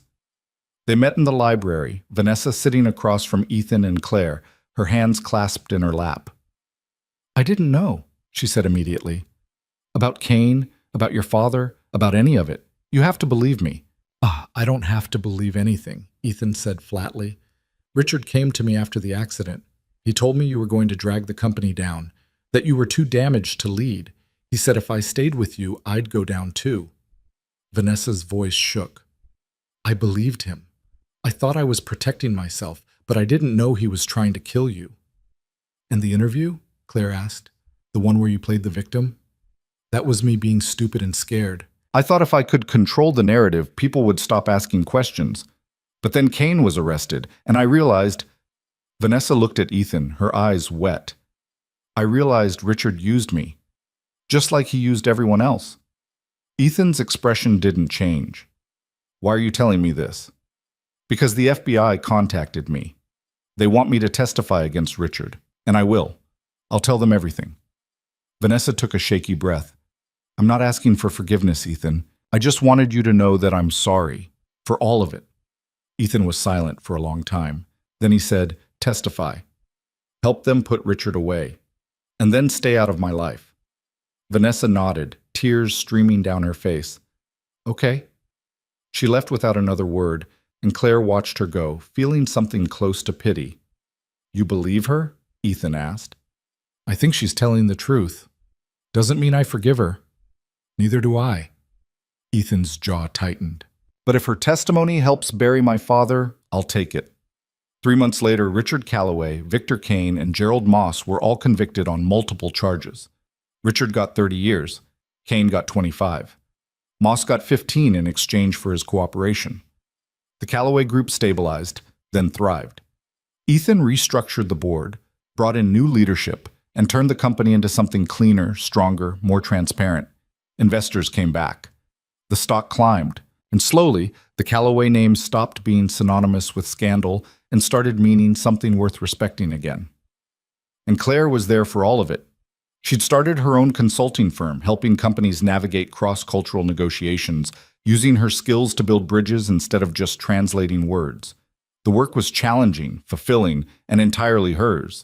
But she still came home to Ethan every night. The contract had expired months ago. The year was up, the money had been paid, and technically, Claire could have walked away. But she didn't. Because somewhere between the fake marriage and the real danger, between the quiet mornings in the kitchen and the nights when they'd almost died, Claire had fallen in love with Ethan Calloway. And he'd fallen in love with her. They didn't talk about it much. They didn't need to. It was there in the way Ethan reached for her hand when he was stressed, in the way Claire stayed up late helping him prep for board meetings, in the way they'd built a life together that felt nothing like a contract and everything like a choice. But there was still one thing left unsaid. Claire was in the garden, watching the sunset, when Ethan found her. He rolled up beside her, and she saw immediately that something was different. He looked nervous, which was rare. Ethan Calloway didn't get nervous. "Hey," she said. "You okay?" "Yeah, I just—" He stopped, taking a breath. "I need to ask you something." Claire turned to face him fully, her heart starting to race. "Okay." Ethan reached into his pocket and pulled out a small box. He opened it, and inside was a ring, simple, elegant, nothing like the ostentatious diamond Vanessa had worn. "The first time I asked you to marry me, it was a business deal," Ethan said quietly. "A contract, a transaction, and you said yes because you needed the money." Claire's throat tightened, "But this time," Ethan continued, "I'm asking because I love you, because you saved my life, my company, and my sanity, because I can't imagine a future without you in it." He met her eyes. "So, Claire Bennett, will you marry me? For real this time?"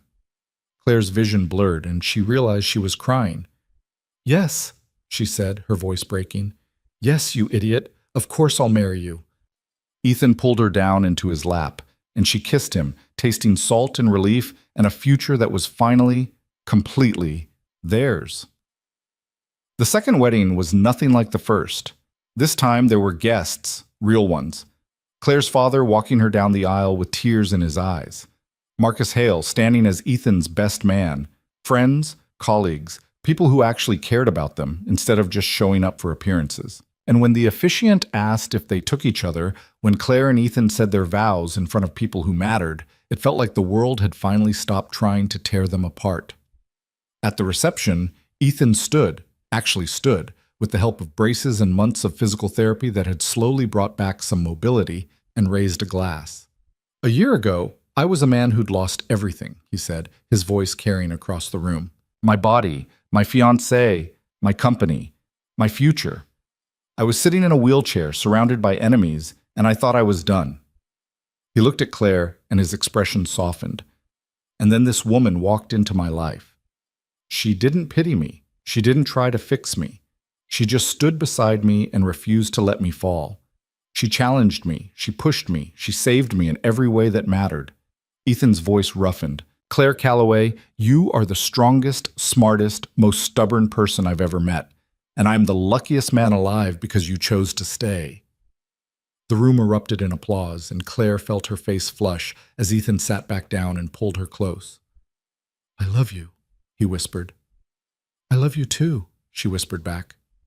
And as the night stretched on, filled with laughter and music and people who'd fought beside them, Claire realized something that made her chest ache in the best way. She'd come here looking for money, for survival, for a way to save her father and keep her head above water. But she'd found something infinitely more valuable. She'd found home. Years later, Claire stood in the lobby of the Calloway Group headquarters, watching workers install a plaque near the entrance. The Calloway Foundation, established 2028. Supporting education, healthcare, and opportunity for those who need it most. Ethan rolled up beside her, reading the plaque over her shoulder. "You think it's too much?" "I think it's perfect." Claire turned to face him. "Your father built an empire by taking from people. You're building one by giving back. That's the difference." "We're building one," Ethan corrected. "This foundation was your idea. And you made it happen." "We made it happen." Ethan reached for her hand. "That's how this works, remember? We're a team." Claire smiled. "Yeah, we are." They stood there together in the building that had almost been Ethan's tomb and watched people walk past, employees, clients, kids from the scholarship program the foundation had started, people whose lives were better because Ethan and Claire had refused to let the darkness win. And Claire thought about the woman she'd been a few years ago, drowning in debt, desperate for a lifeline, willing to fake a marriage just to survive. She'd thought she was selling herself, trading her dignity for a paycheck. But she'd been wrong. She hadn't sold anything. She'd invested in something real, something worth fighting for. And the returns had been immeasurable. That night, back at the estate, Claire found Ethan in the library, reading through reports for the foundation's next project. "You're going to work yourself to death," she said, leaning against the doorframe. "Says the woman who scheduled 4 meetings before breakfast tomorrow." "Fair point." Well, Claire crossed the room and sat down beside him. "We're good at this, aren't we? The whole changing the world thing." "We're getting there." Ethan set down the report. "You ever regret it? Saying yes to that first contract?" Claire thought about it. The fear, the uncertainty, the nights when she'd wondered if she'd made a terrible mistake. "No," she said finally. "I don't regret it, because it brought me here. To you." Ethan pulled her closer, and she rested her head on his shoulder, feeling the steady beat of his heart. "I used to think I needed to be whole to deserve love," Ethan said quietly. "That the accident made me less than I was.